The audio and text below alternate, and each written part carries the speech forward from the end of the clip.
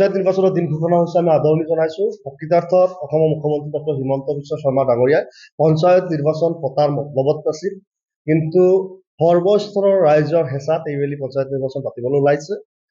দেখা গৈছিল 2018 চনত অন্তিমবাৰ পঞ্চায়ত নিৰ্বাচন হৈছিল আৰু পঞ্চায়ত নিৰ্বাচন আৰু আগতে পাতিব লগা আছিল, যাৰ কাৰণে সম্ভৱতঃ 15 ফাইনেন্সৰ পুঁজি অহাটো বাধাৰ সৃষ্টি হ'ব। বাকী যিয়ে নহওক, তেওঁলোকে কূট কৌশল যথেষ্ট ৰচনা কৰিছিল যে এইবাৰ ৱাৰ্ড মেম্বাৰত টিকট নাথাকে, ৱাৰ্ড মেম্বাৰত দলীয় প্ৰতীক নাথাকে, পঞ্চায়তৰ সভাপতিৰ প্ৰত্যক্ষ নিৰ্বাচন নাথাকে, প্ৰতীক নাথাকে, ইত্যাদি ইত্যাদি। এইবিলাকৰ জৰিয়তে আমাৰ কৰবাত সন্দেহ হয় যে বিজেপি কৰবাত ভয় খাইছে নেকি। বিজেপিয়ে প্ৰাৰ্থী দলীয় প্ৰতীকত ৱাৰ্ড মেম্বাৰ নিৰ্বাচন কৰাত তেওঁলোকৰ অসুবিধা ক'ত? আমি আইনৰ বিৰুদ্ধাচৰণ কৰিছো, তেওঁলোকে আইন তথাপি পাছ কৰি দিছিল।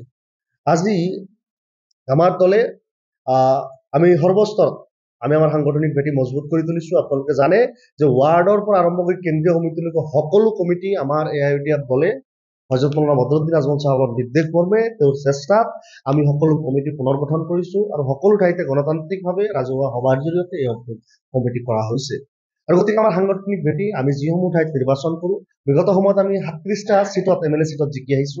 প্ৰায় 58 টাইমছ তেওঁলোকে সেই চিটসমূহৰ পৰা MLA হৈছে। সেই এলেকাৰ ভিতৰতে আমি আমাৰ নিৰ্বাচন প্ৰতিদ্বন্দ্বিতা আগবঢ়াম। আমি বিগত সময়ত ধুবুৰী, আমি সাউথ চলমা মানকাছৰ, আমি বৰপেটা, কৰিমগঞ্জ, দৰং ইত্যাদিসমূহ জিলা পৰিষদ দখল কৰিছো।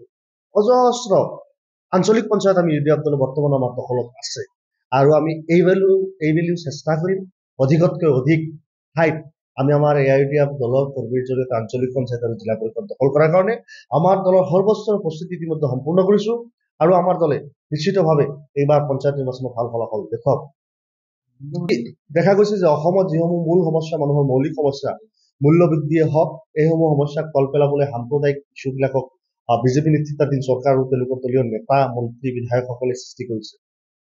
আজি এপেক্স বেংকত দুৰ্নীতি হৈছে আৰু সাংবাদিকে সেই কথা ক'বলৈ লওঁতে তেওঁলোকক নেলুচেপিব বিচৰা হৈছে, তেওঁলোকক ব্যক্তিগতভাৱে আক্ৰমণ কৰিব বিচৰা হৈছে।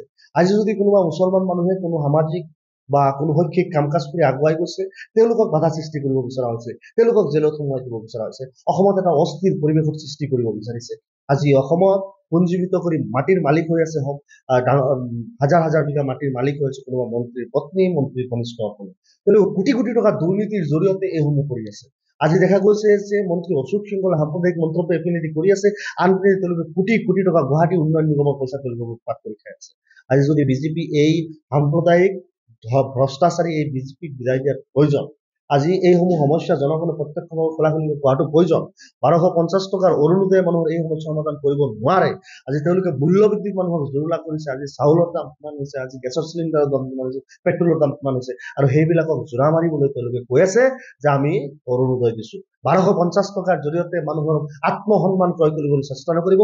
অসমীয়া মানুহৰ স্বাভিমান সহকাৰে জীয়াই থাকিব বিচাৰে আৰু তেওঁলোকে বিচাৰিছে যে মূল্যবৃদ্ধি ৰোধ কৰক, মানুহৰ জনগণৰ জনসমস্যাসমূহক দূৰ কৰক। আজি হস্পিটেলত ভাল ফেচিলিটি দিয়ক। আজি গুৱাহাটী মেডিকেল কলেজত আপুনিও যদি যায় এটা ICUৰ চিট পাবলৈ নাই। Barpeta medical college, Dhubri medical college এইবিলাক নামমাত্ৰ মেডিকেল কলেজ। গতিকে অসমৰ মানুহৰ যিসমূহ মৌলিক সমস্যা, সেই সমস্যা সমাধানৰ প্ৰতি চৰকাৰে চকু দিয়ক, মানুহৰ কথা কওক, তেওঁলোকে সাম্প্ৰদায়িকতা বাদ দিয়ক, তেওঁলোকে দুৰ্নীতিৰ পৰা দূৰত আহক। আৰু অহা দিনত আমি আশা কৰিম যে বিজেপি এইবিলাক যদি নকৰে, অসমৰ জনগণে বিজেপি প্ৰত্যাখ্যান কৰিব লাগে, সাম্প্ৰদায়িকতাবাদক নিষেধ কৰিবলৈ বিজেপিক প্ৰত্যাখ্যান কৰাটো অত্যন্ত জৰুৰী।